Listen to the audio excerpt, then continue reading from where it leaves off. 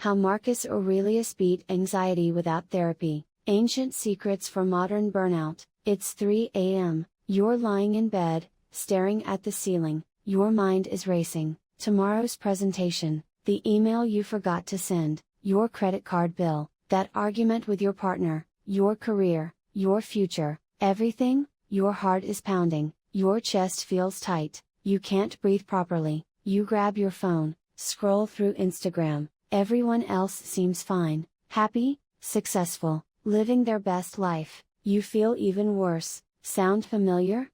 You're not alone. In 2024, 40% of adults aged 20 to 50 report experiencing anxiety, 30% report depression, 60% report burnout. We have more therapy options than ever.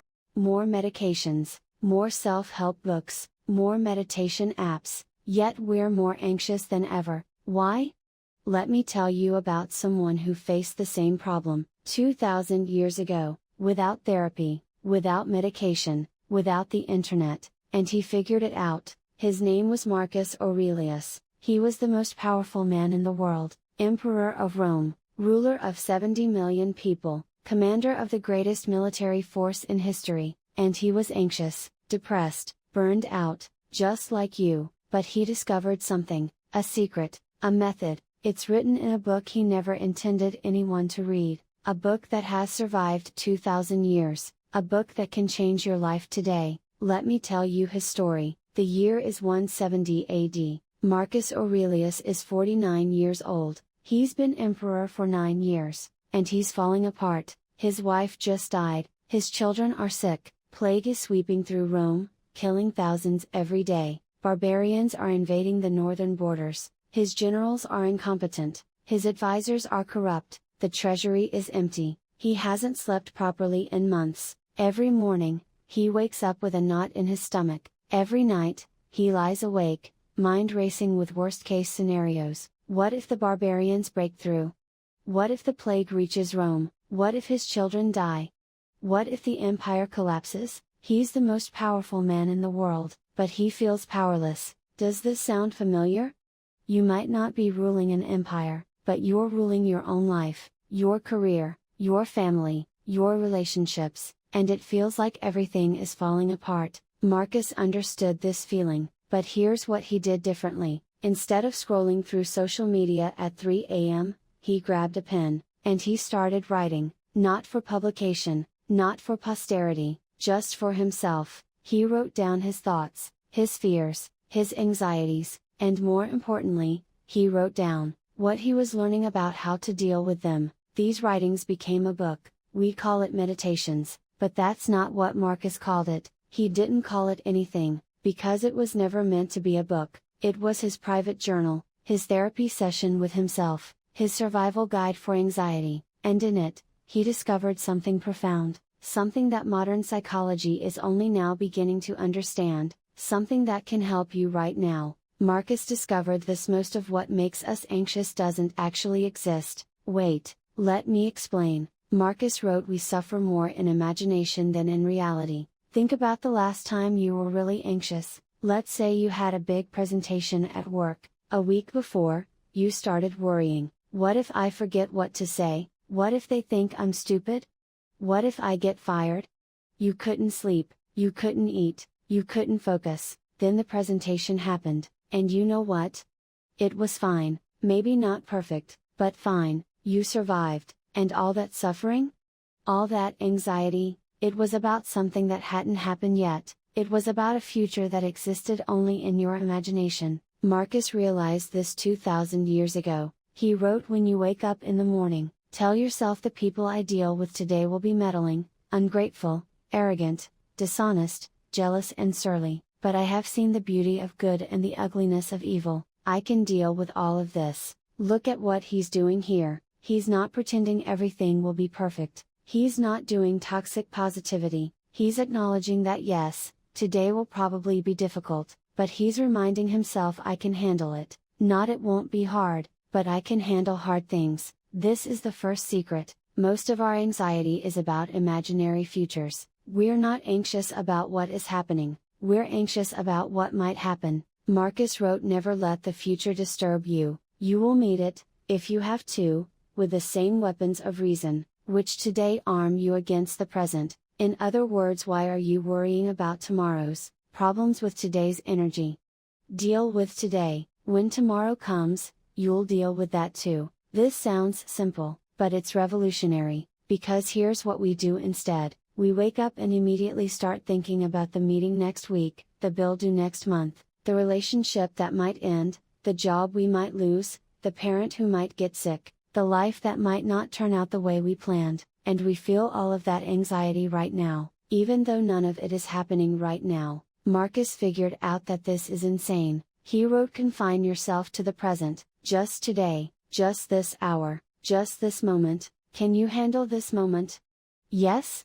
Then you're fine. The future doesn't exist yet. Stop living there. Here's the second secret Marcus discovered. Most of what we worry about is completely outside our control, and worrying about it doesn't change anything. Marcus was obsessed with this idea. He came back to it again and again in his writings. You have power over your mind, not outside events. Realize this, and you will find strength. Let's break this down. Think about what you worried about this week. Make a list: your boss's opinion of you, whether you'll get promoted, what people think about your Instagram post, whether your partner really loves you, if you'll be successful, if you're good enough, the economy, your health, your future. Now let me ask you something. How many of these things can you actually control? 0. You cannot control what your boss thinks. You cannot control whether you get promoted. You cannot control what people think. You cannot control another person's feelings. You cannot control the economy. You cannot control whether you get sick. You cannot control the future. So why are you spending 90% of your mental energy on them? Marcus figured this out. He divided everything into 2 categories: things within your control and things outside your control. Things within your control: your actions, your reactions, your effort, your attitude, your choices, your character. That's it. That's the list. Everything else? Outside your control: your boss's opinion. Outside your control: but how you do your work? Within your control: whether you get promoted. Outside your control: but whether you do your best. Within your control: what people think about you. Outside your control: but whether you're kind and honest. Within your control. Marcus wrote, if it is not right, do not do it. If it is not true, do not say it. That's all you can control: your actions, your words. Everything else? Let it go, let it go.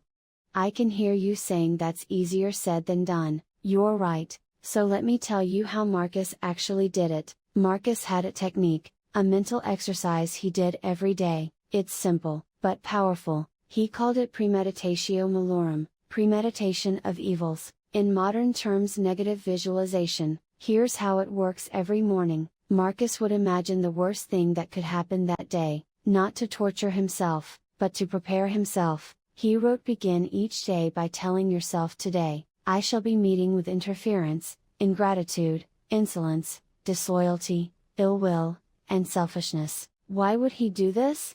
Because of what happened next. When those things actually happened, he wasn't surprised, he wasn't devastated, he was prepared. He had already imagined it, already processed it, already decided how he would respond. Let me give you a modern example. You have a big job interview tomorrow. Instead of imagining it going perfectly, try this: imagine it going badly. You forget your words, you say something stupid, they look unimpressed, you don't get the job. Now imagine, how would I handle that? I'd be disappointed, but I'd survive. I'd apply for other jobs, I'd learn from it, I'd be okay. Now go to the interview. If it goes well? Great. If it goes badly, you've already handled it in your mind, you know you'll be okay. This is what Marcus did, every day, for years, and here's what happened: he stopped being surprised by bad things, he stopped catastrophizing, he stopped thinking this is the worst thing ever, because he had already imagined it, already survived it in his mind. Modern psychology calls this exposure therapy. Marcus was doing it 2,000 years ago, but there's more to it. Marcus didn't just imagine bad things happening. He also practiced gratitude. Every night, he would think about what could be taken away from him: his health, his family, his position, his life, not to be morbid, but to appreciate what he had right now. He wrote, "When you arise in the morning, think of what a precious privilege it is to be alive, to breathe, to think, to enjoy, to love." Do you see what he's doing? He's not taking anything for granted, because he knows it could all be gone tomorrow. This is the secret to gratitude. Not I should be grateful because I have more than others, but I am grateful because I could lose this at any moment. Try it right now. Think about the person you love most. Now imagine you lost them tomorrow. How would you feel? Devastated, right? Now look at them again, they're still here. That's a miracle, that's something to be grateful for. Marcus practiced this every day, and it transformed his anxiety into appreciation.